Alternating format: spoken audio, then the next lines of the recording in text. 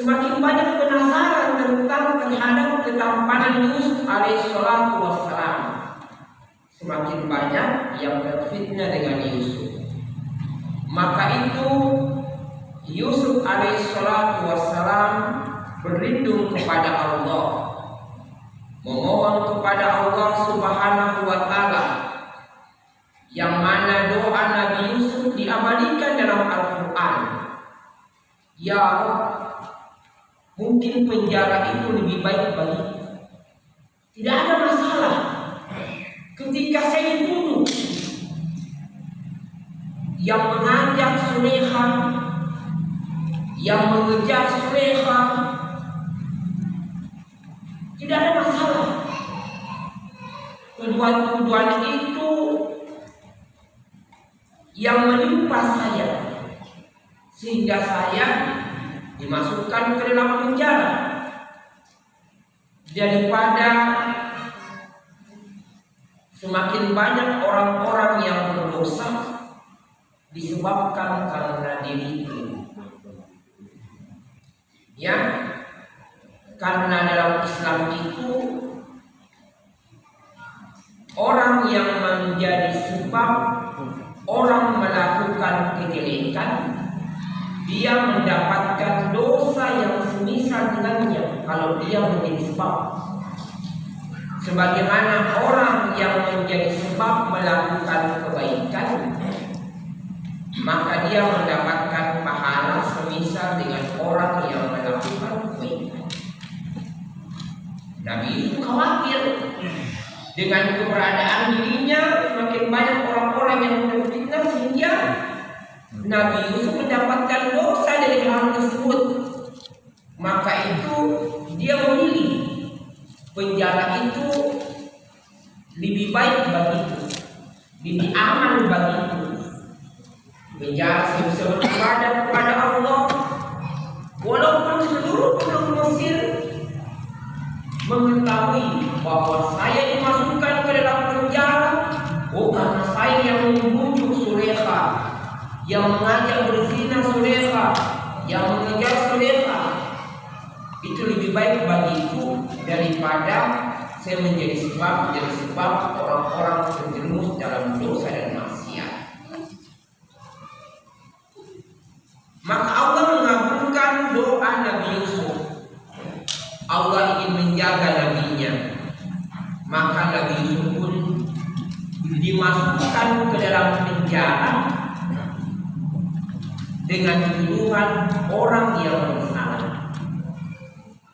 Padahal tidak ada dalam sejarah mungkin orang masuk penjara itu karena menghindar dari wanita.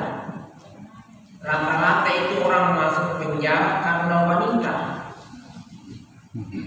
Ya, beliau itu menghindar dan itu lebih baik baginya.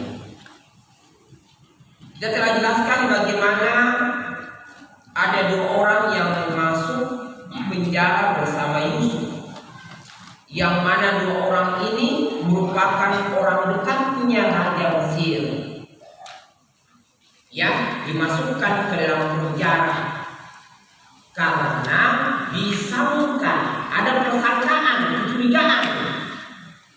Dua orang ini dicurigai ingin meracuni sang raja, baru dicurigai, sudah dimasukkan ke dalam penjara. Yang pertama, yang tukang mengantar minuman sang raja. Yang kedua, yang membuat roti untuk sang raja. Karena dibangun di atas kecurigaan, sudah untuk diamannya dimasukkan ke kedua-duanya. Maksudnya, jadi kan dibangun dari kecurigaan, tidak tahu yang mana ini, yang mana yang meracuni raja. Karena kedua-duanya dicurigai, kedua-duanya yang dimasukkan ke dalam penjara. Ya, maka pada suatu malam kedua pemuda ini bermimpi secara bersamaan dengan mimpi yang berbeda. Satu mimpi baik dan satu mimpi buruk, yang membuat kedua pemuda ini gelisah karena mimpi yang dialami itu berkaitan dengan pekerjaannya. Bukan bunga-bunga mimpi, bukan mimpi-mimpi yang tidak masuk akal. Ini mimpi yang berkaitan dengan pekerjaannya. Apa itu? Saya jelaskan, saya ulang. Yang mana tukang pengantar minuman saja bermimpi dengan mimpi yang baik. Aku melihat dalam mimpiku, aku kembali memeras anggur ke dalam gelas sang raja dan kembali menyajikan anggur ini kepada raja. Ini kan mimpi baik, ada kabar gembira. Beda dengan temannya yang membuat roti. Dia bermimpi dengan mimpi buruk. Apa mimpinya? Saya melihat dalam mimpiku, saya membawa roti yang saya letakkan di atas kepalaku. Ini mimpi buruknya.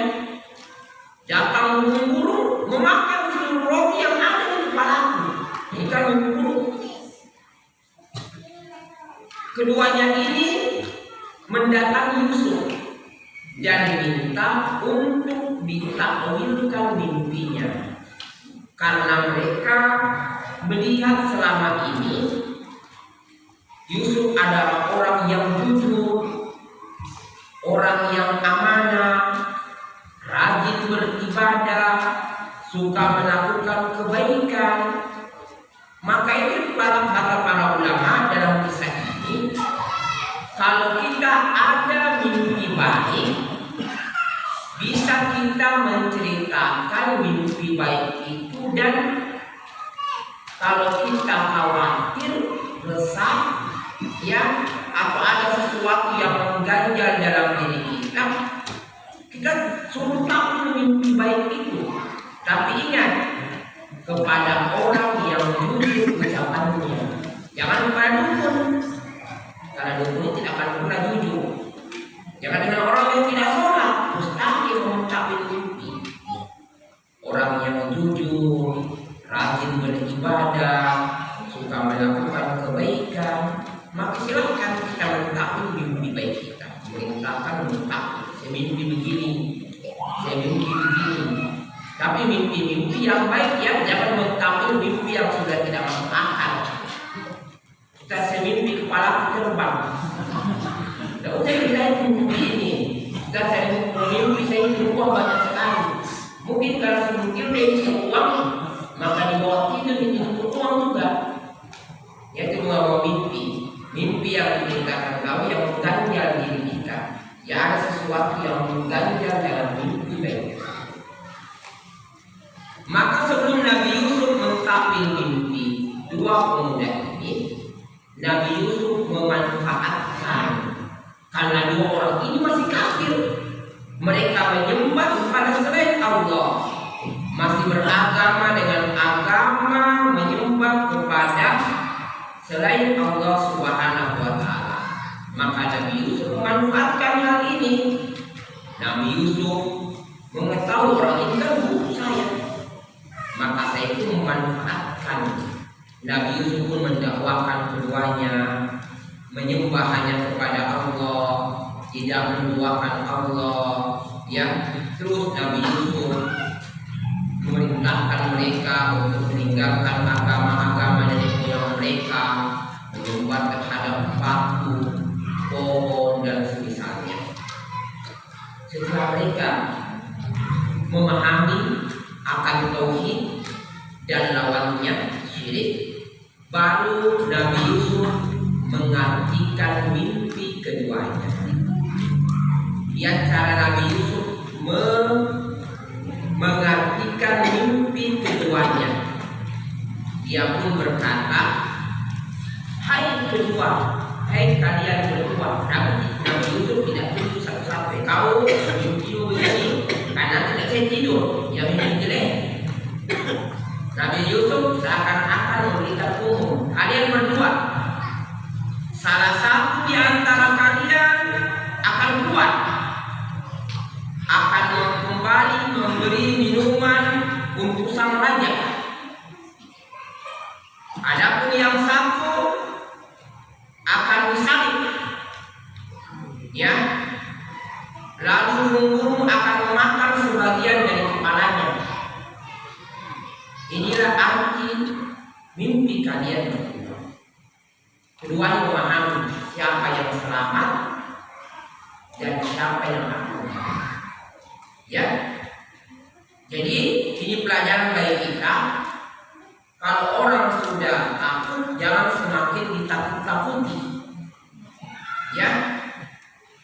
kalau ada orang sakit, tidak jumpa orang sakit, ada orang lagi sakit kan, ya, anggaplah sakit asam urat, jangan sakit ini, jangan sakit udah, kemana kita ngaku asam urat begini, mati, langsung kaget itu. Maka doa yang dibaca ketika menjenguk seorang sakit apapun yang parah, doa yang satu, la ba'sa qabul insyaallah. Tidak ada masalah. Allah akan menyembuhkannya. Dan orang kita takuti. Kalau begini menyerah tidak ada. Air tinggal dengan mami, tidak kayak dua mami. Doa yang diajarkan Nabi, la ba'sa qabul insyaallah.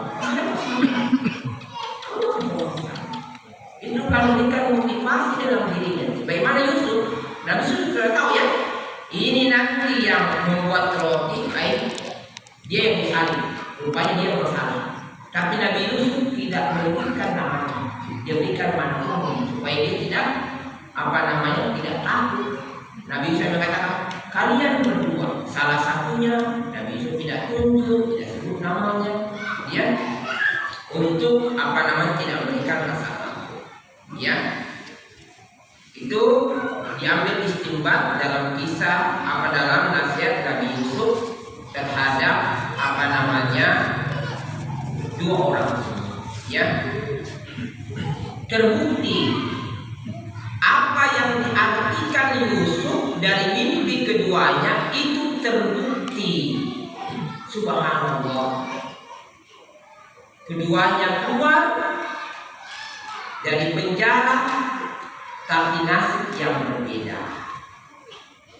Ya, keduanya sebelum dikeluarkan dari penjara, Nabi Yusuf sudah berwasiat kepada pemberi minum raja. Ini yang selamat atau yang disalib? Yang selamat. Ya. Jadi keduanya keluar dari penjara, tapi nasib yang berbeda. Satu, ya, terbukti dia selamat dari pembunuhan. Yang terbukti dia bukan orang yang ingin meracuni sang raja. Ya, maka itu pemberi minum raja ini dibebaskan dan kembali bekerja di istana sang raja. Adapun membuat roti dikeluarkan dari penjara dan disalib. Ya, terbukti dari mimpi Nabi Yusuf, dari mimpi kedua pemuda ini. Jadi sebelum pemberi minum raja ini dibebaskan, Nabi Yusuf berpesan kepada orang ini yang diabadikan dalam Al-Quran. Apa permintaan Yusuf? Ya, Yusuf hanya minta ini. Padahal kan biasanya Yusuf kan besar ya, ditawil mimpi, subhanallah. Nabi Yusuf berpesan, satu pesan, tolong ceritakan kepada raja tentang keberadaanku di penjara. Tolong sampaikan kepada raja, ya, apa sebenarnya yang terjadi pada diriku. Saya ini orang yang di penjara, bukan orang yang bersalah sebagaimana kamu. Kan orang yang memberikan mimpi di penjara mau bersalah tidak? Tidak kan ya? Gimana kamu? Tolong nanti kalau tiba di raja sampaikan ya, ada orang juga yang semisal dengan kamu yang ada di penjara, tapi di penjara sebagai bukan orang yang bersalah. Mudah-mudahan kalau kau sampaikan tentang saya ini, raja akan berbaik hati mengeluarkan saya dari penjara sebagaimana raja mengeluarkan kau dari penjara. Kamu punya, ya?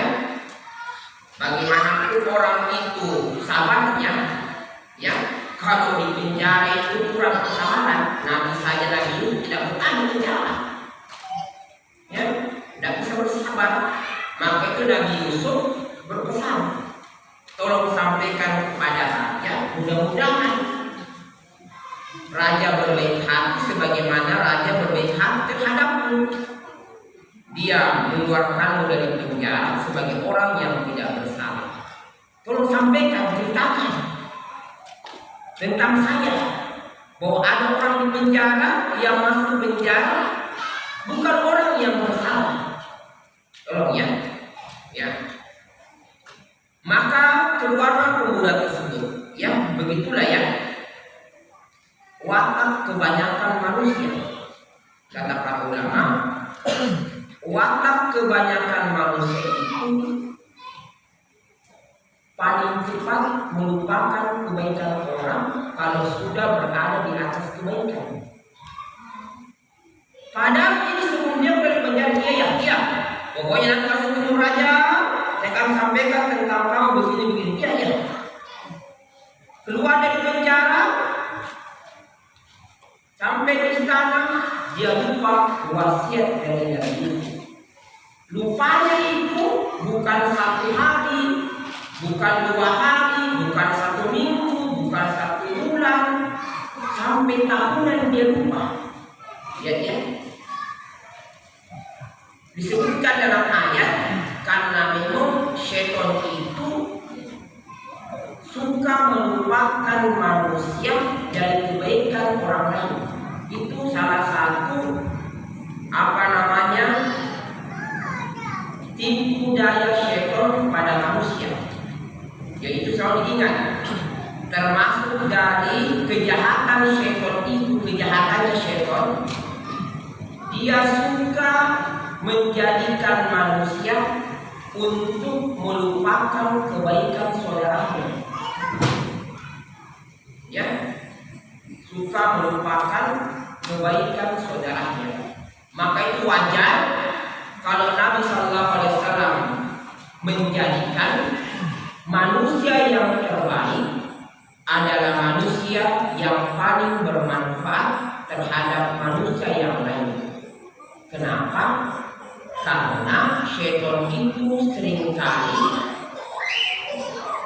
menjadikan manusia itu lupa akan kebaikan dari kebaikan manusia yang lain. Ya, apalagi anak biasanya sangat cepat ya. Anak itu sangat cepat melupakan kebaikan orang tuanya. Istri, sangat cepat melupakan kebaikan suaminya. Ya, terus dilupakan, itu senjata syaitan ya dalam kisah ini. Maka itu sebuah hal yang paling cepat dilupakan oleh manusia, itu kebaikan. Paling cepat dilupakan. Ya, kalau kita berbuat baik kepadanya, biasa cepat dia lupa ya kebaikan tersebut. Sama ini, dia sudah sampai di istana, kembali bertugas, tidak ada sedikit pun dia ingat akan wasiat Nabi Yusuf. Maka itu dalam ayat disebutkan terpaksa Nabi Yusuf masih tinggal di penjara beberapa tahun lagi.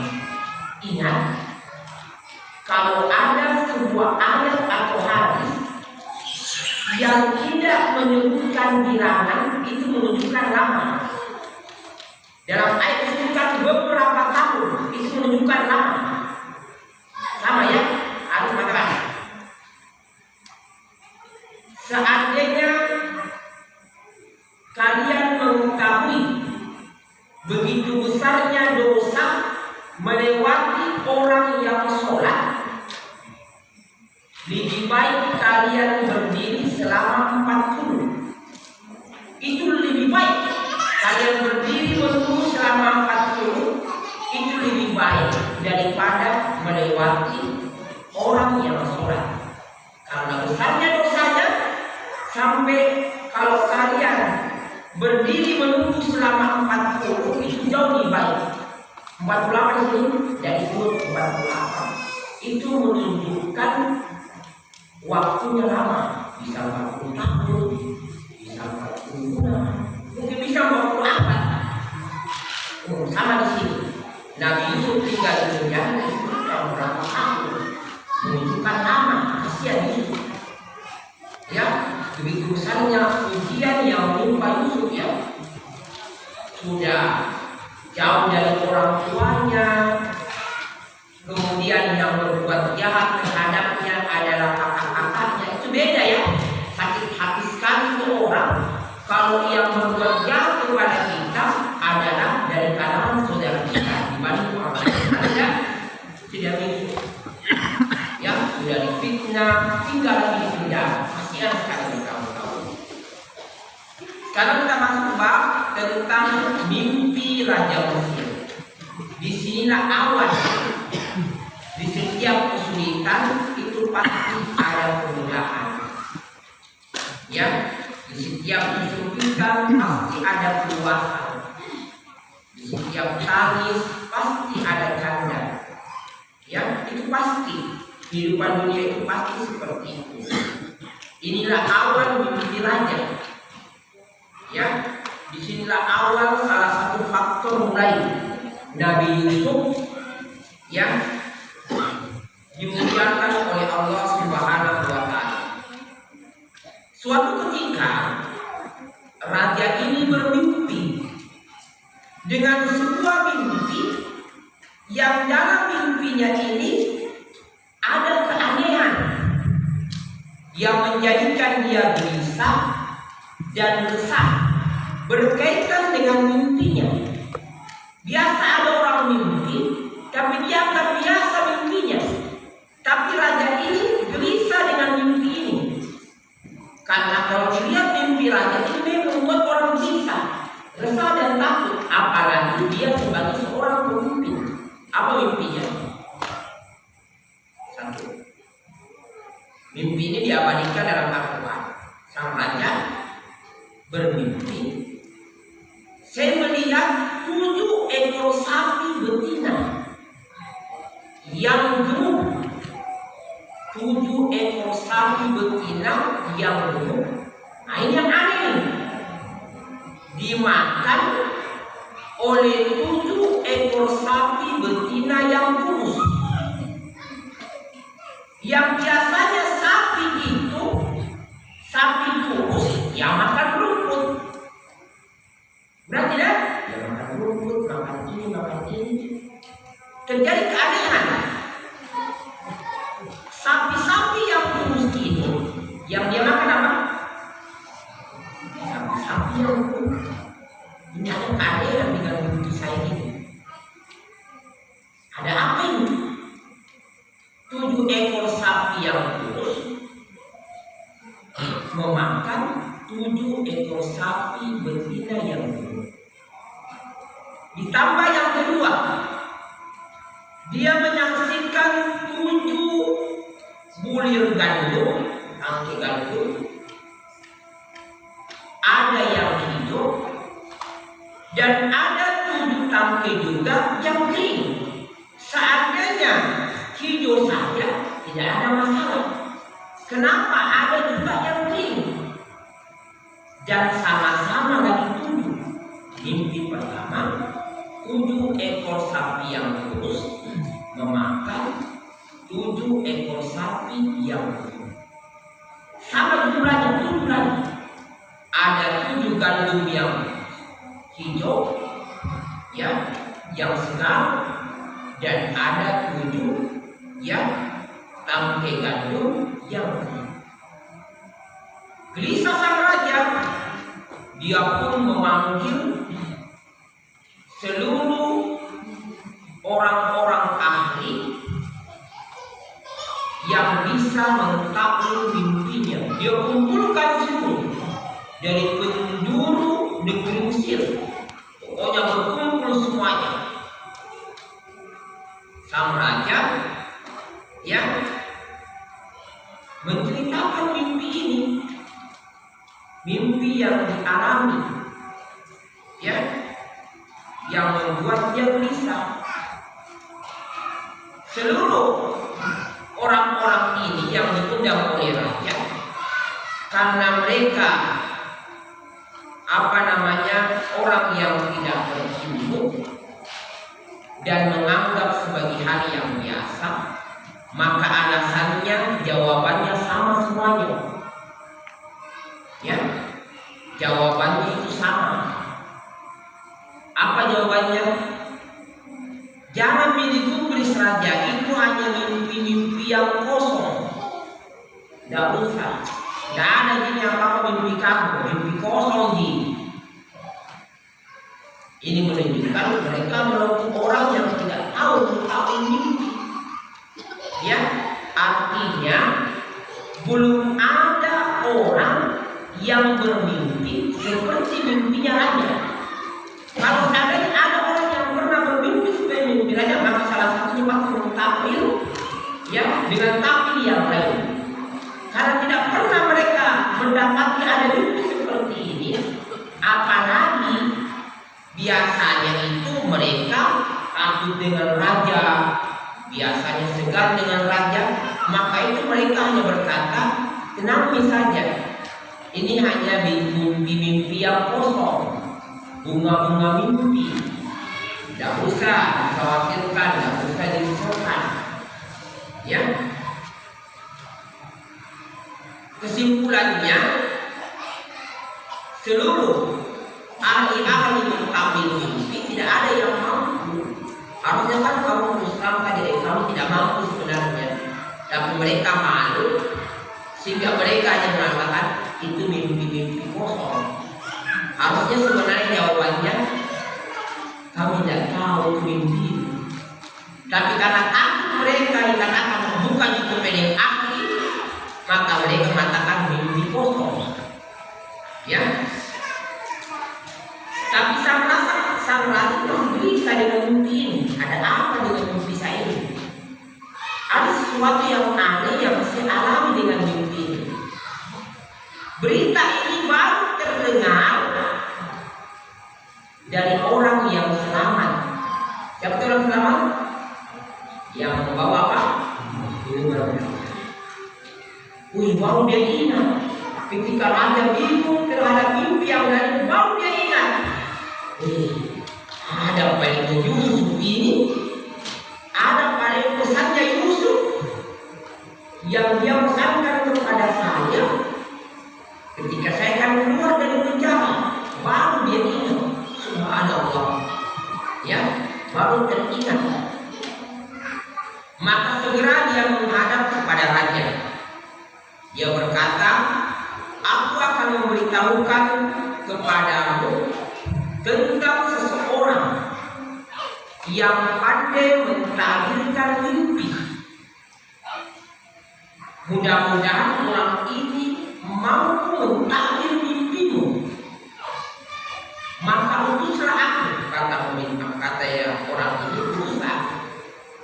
Ya, aku akan mendatangi orang itu yang ada di penjara, yaitu Yusuf, dan saya akan menceritakan mimpimu ya sang raja.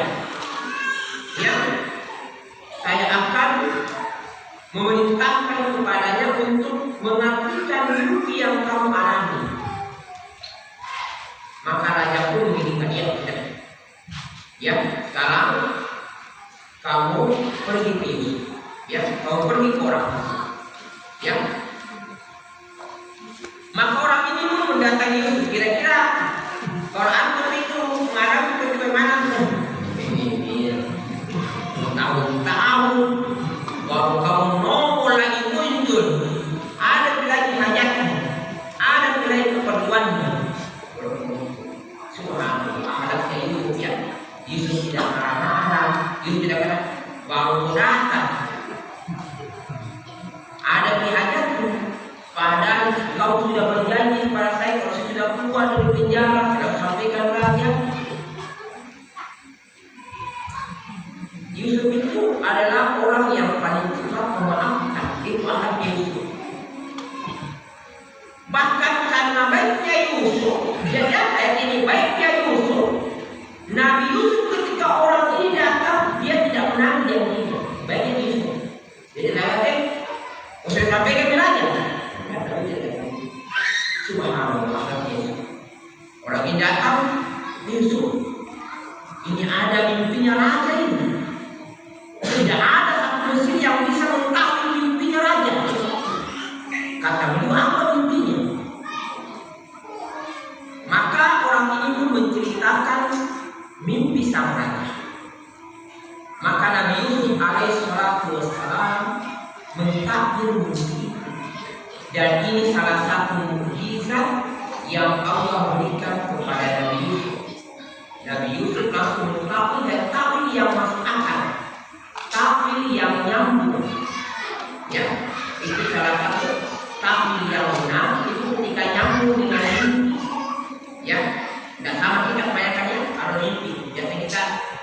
Bisa mimpi jatuh begitu.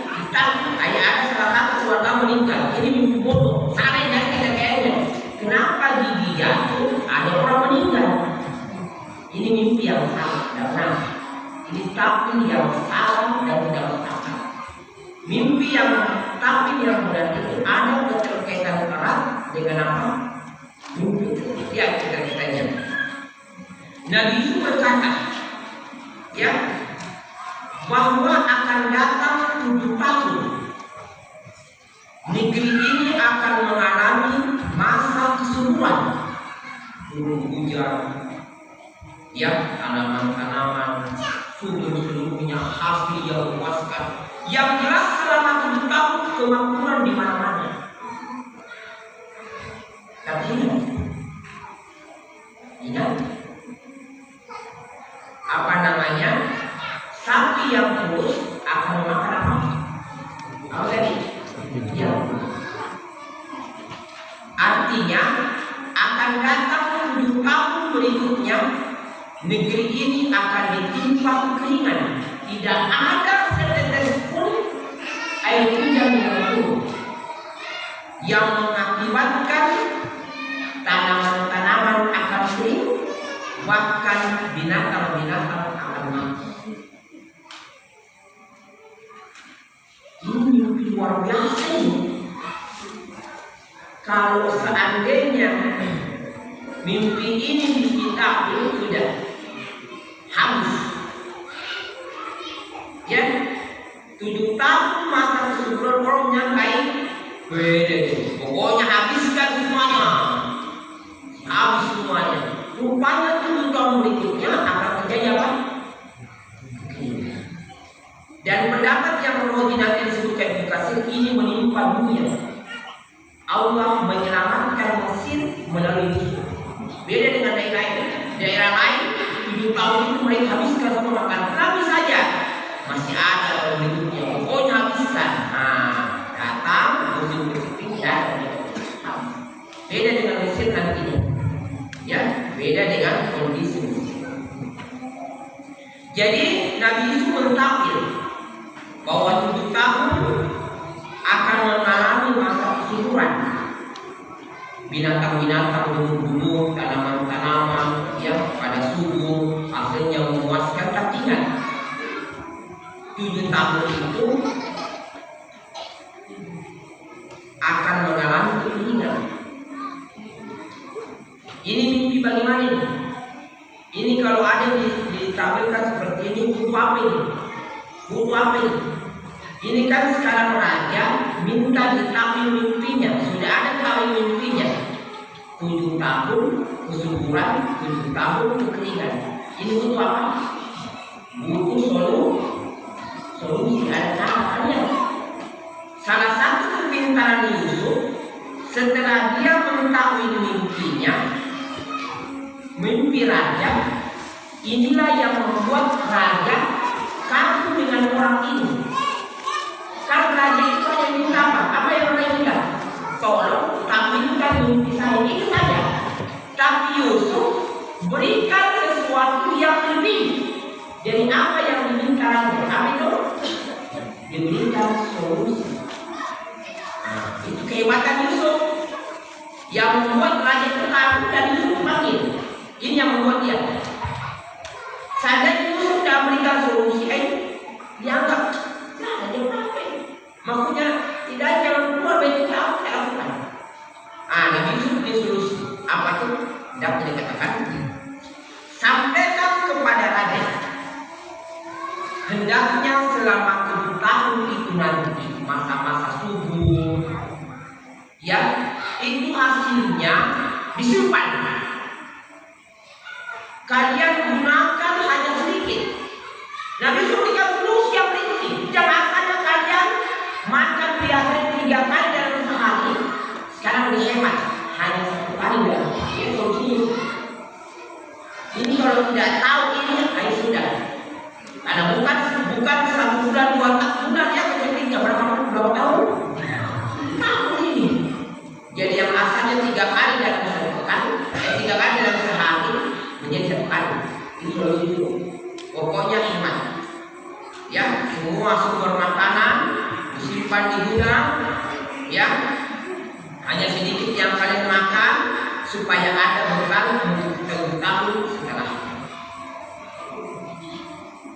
Pulanglah orang ini, ya. Setelah orang ini pulang, dia pun menceritakan kepada Yusuf, kepada raja, tentang apa takwil mimpinya. Ya, sang raja pun taati.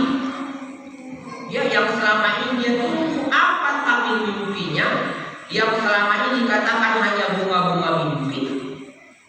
Ya, rupanya ada orang yang bisa mengartikan mimpi ini, dan bertambah kegembiraan pada diri sang raja karena Nabi Yusuf itu memberikan solusi dari mimpi sang raja yang dia alami.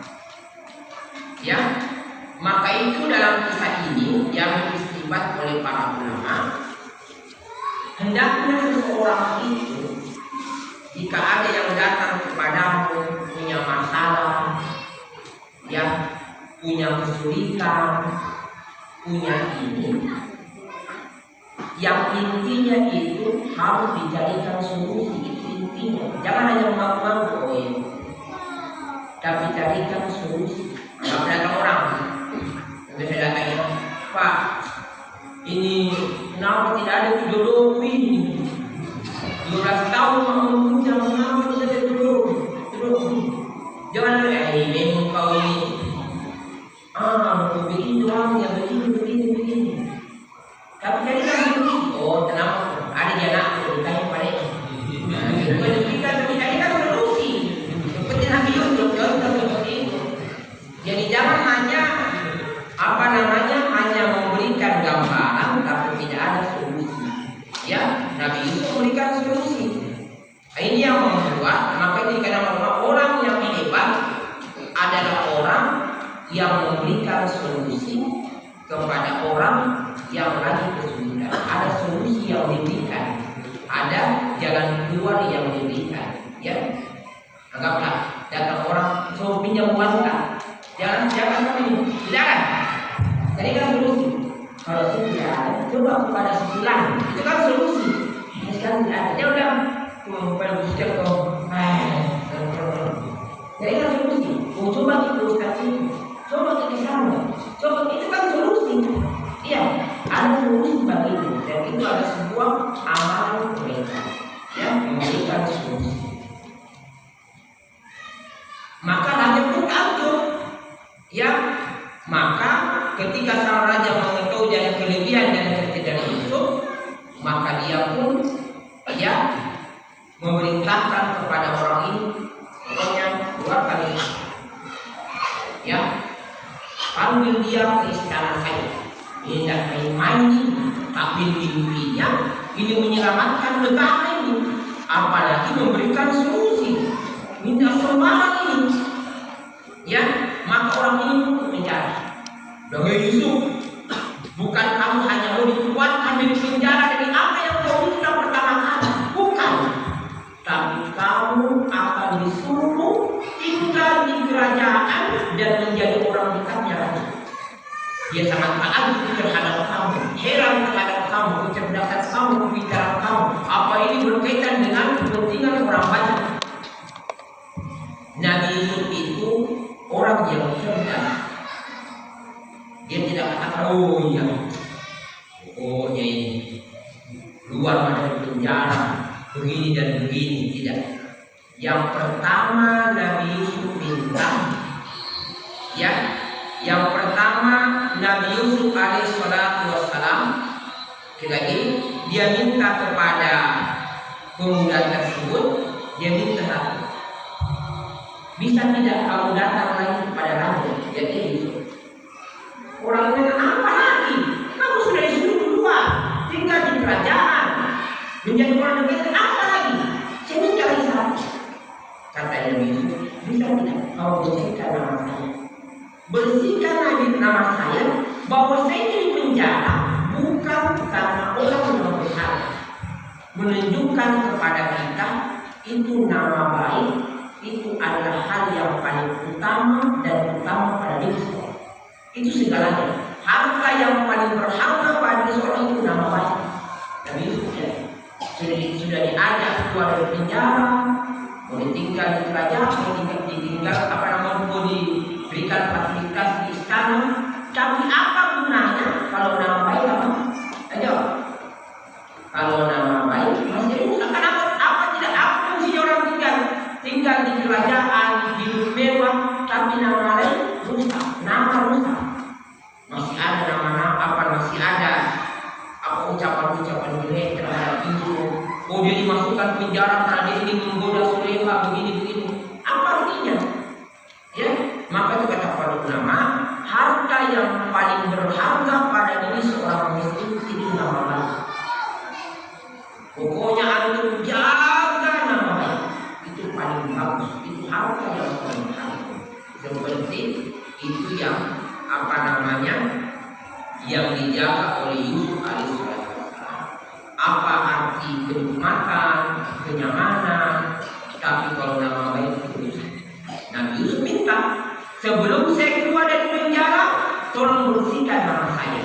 Bahwa saya masuk penjara itu bukan karena menggoda Sulaiha, mengejar Sulaiha.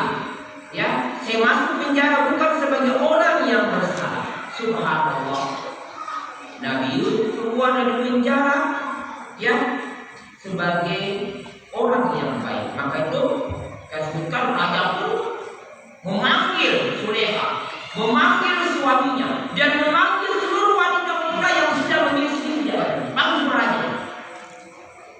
Jelas semuanya masalah. Ya. Lihat hati itu yang saya begini. Bukan raja. Oh, Yusuf yang adalah orang yang benar. Yusuf yang masuk penjara bukan sebagai orang yang bersalah. Dibersihkan nama Nabi Yusuf.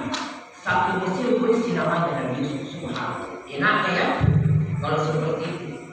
Sudah bersih namanya, ya dapat kenikmatan tinggal lagi di kerajaan. Jadi misalnya kita akan masuk nanti tentang kisah bertemunya Nabi Yusuf dengan saudaranya yang lagi ditimpa kelaparan di